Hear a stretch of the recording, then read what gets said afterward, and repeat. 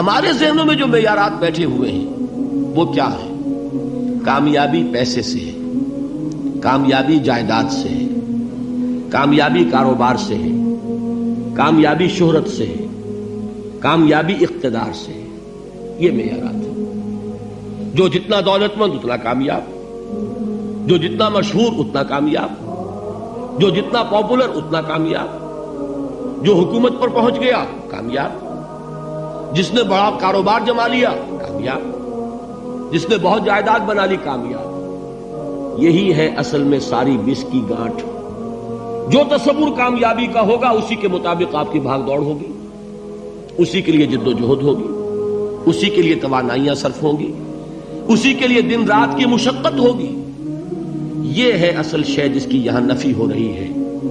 کامیابی دولت سے نہیں، کامیابی شہرت سے نہیں، کامیابی اقتدار اور طاقت اور حکومت سے نہیں، بلکہ کامیابی ہے ایمان سے، عمل صالح سے، تواصی بالحق سے، تواصی بالصبر سے. آپ غور کیجئے اس نقطہ نظر کا، اس ایٹیچیوڈ کا، یہ جو مینٹل ایٹیچیوڈ ہے اس کا بدل جانا ہی انسانی شخصیت کے اندر انقلاب برپا کرے گا. اب آپ کا نتیجہ کیا نکلا؟ اگر تو دولت سے کامیابی ہوتی تو قارون بہت کامیاب تھا، اگر حکومت سے کامیابی ہوتی تو فرعون اور نمرود بہت کامیاب تھے. کامیابی ان سے نہیں ہے. کامیابی انسان دولت میں قارون کی دولت تک پہنچ جائے اور دنیا میں دبدبہ اور اقتدار اور سلطنت اور حکومت کے اعتبار سے وہ نمرود اور فرعون کا مقام حاصل کر لے، وہ ناکام ہے، خائب ہے، خاسر ہے، برباد ہے. اور ابو ذر غفاری کامیاب ہے، چاہے ان کے پاس کچھ نہیں تھا، جھونپڑی تک نہیں تھی، کوئی گھر نہیں تھا. حضور نے فرمایا ہے اللہ کے کچھ بندے ایسے ہوتے ہیں جو کسی محفل میں جانا چاہیں تو انہیں اجازت نہ ملے، جو کہیں اگر رشتہ کرنا چاہے کوئی ان سے رشتہ کرنے کو تیار نہ، کہیں کوئی سفارش کرنا چاہے تو ان کی کوئی بات ہی نہ سنے. لیکن اللہ کے ہاں ان کا وہ مقام ہے کہ اگر بھولے سے بھی کسی بات پر قسم کھا بیٹھتے ہیں تو اللہ ان کی قسم کی لاج رکھتا ہے. یہ ہے فرق. یہ جان لیجیے اچھی طرح. اس بات کا مان لینا آسان، اس پر سبحان اللہ کہنا آسان، لیکن اس کے مطابق آپ کے اپنے ذہن کا بدل جانا بہت مشکل. اس لیے کہ ہم متاثر ہوتے ہیں اپنے ماحول سے. وہ بڑا محل ہے، دیکھ کر ایک دفعہ جھجری آتی ہے، وہ بڑی سی 20 فٹ لمبی کار سناٹے کے ساتھ آپ کے پاس سے گزر گئی.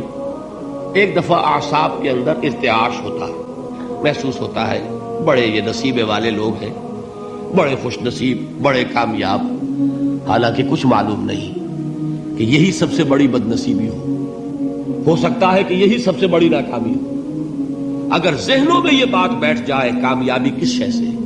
یہی وجہ دیکھیے قرآن مجید میں بارہا آپ دیکھیں اولئک هم المفلحون، یہ ہے لوگ کامیاب ہونے والے.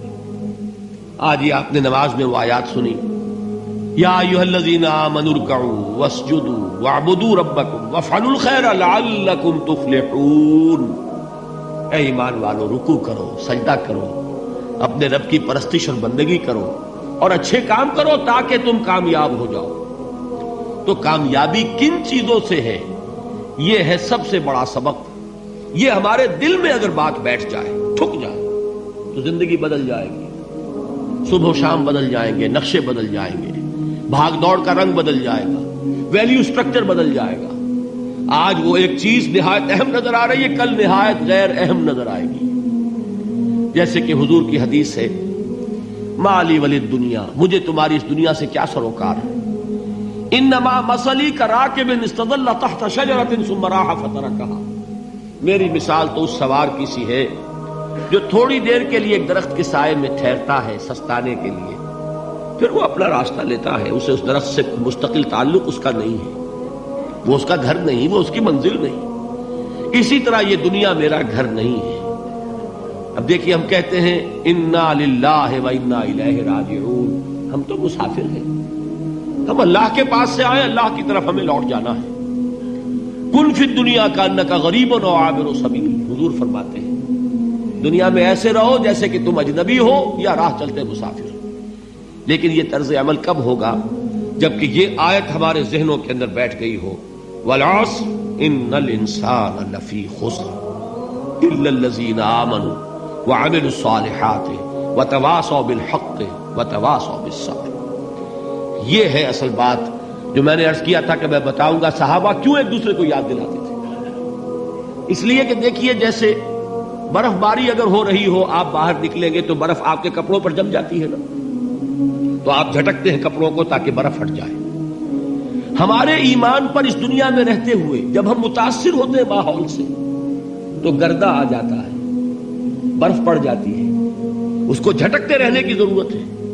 اور وہ جھٹکنے کی بہترین اور مؤثر ترین شکل یہی ہے کہ یاد رکھو کامیابی ان چیزوں سے نہیں ہے۔ چمک دمک جو ہے دنیا کی، یہ ساری چمک دمک جو تمہیں رجھا رہی ہے، جو تمہیں اپنے اندر گم کیے ہوئے، یہ لفظ گم پر اقبال کا وہ شعر یاد آ گیا کہ کافر کی یہ پہچان کے آفاق میں گم ہے، اور مومن کی یہ پہچان کے گم اس میں ہے آفاق۔